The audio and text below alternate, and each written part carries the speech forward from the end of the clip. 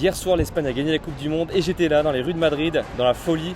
Et tu peux entendre, il y a encore le bordel. Si t'as pas suivi, ça fait 15 jours que je suis à Madrid et je vais rester un mois. Et souvent on me demande, mais pourquoi t'es à Madrid? Qu'est-ce que tu fais là-bas? Je suis ni en vacances et je ne travaille pas forcément plus que chez moi parce que je travaille en ligne. Et donc je suis venu un peu sur un coup de tête parce que j'adore Madrid, j'adore cette vie, j'adore l'ambiance qu'il y a ici. Je crois que c'est suffisant comme excuse parce qu'on veut tout prévoir dans notre vie, on veut tout planifier.